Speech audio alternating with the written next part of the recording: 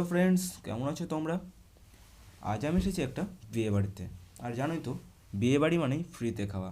যাই হোক, আমি বেশি দেরি না করেই সরাসরি ঢুকে পড়লাম খাওয়ার প্যান্ডেল। আর প্যান্ডেলে ঢুকে বসতেই আগে চোখ পড়লো মেনু কার্ডের দিকে। তোমরা হয়তো দেখতে পাচ্ছ মেনুতে কী কী খাবারের আইটেম আছে, তার বললাম না। আর মেনু অনুযায়ী প্রথমে চলে আসলো নানপুরি। নানপুরি ঠান্ডার কারণে অনেক শক্ত হয়ে গেছিলো, সেই জন্য দু হাত দিয়ে ছিঁড়তে হচ্ছিল। আর নানপুরির সঙ্গে ছিল চানা মশলা। খাবার খেতে কেমন লেগেছে সে কথা পরে বলছি, আগে তো খেয়ে নিই।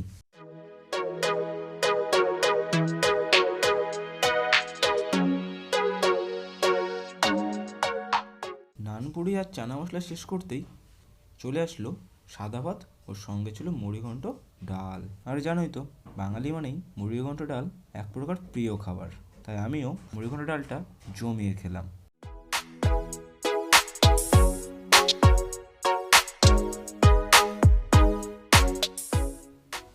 তারপরেই চলে আসলো রুই পোস্ত। এদিকে যেহেতু আমার ডাল খাওয়া শেষ হয়নি, সেই জন্য ডালের সঙ্গে আমি মাছটাও একটু খেলাম। মাছটা খেতে এত সুন্দর ছিল যে আমি আরও এক পিস চেয়ে নিলাম। এই দেখো, আমাকে কত বড় সাইজের একটা রুই মাছ দিয়েছে।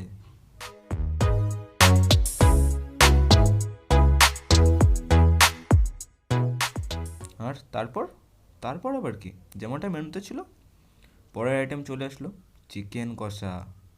সত্যি কথা বলতে ডালের সাথে সাথে আমার চিকেনটাও খুব প্রিয় একটি খাবার, তাই বেশি দেরি না করেই তাড়াতাড়ি মুখে তুলে নিলাম একটা চিকেনের পিস। কথায় বলতে গেলে কবজি ডুবিয়ে খেলাম।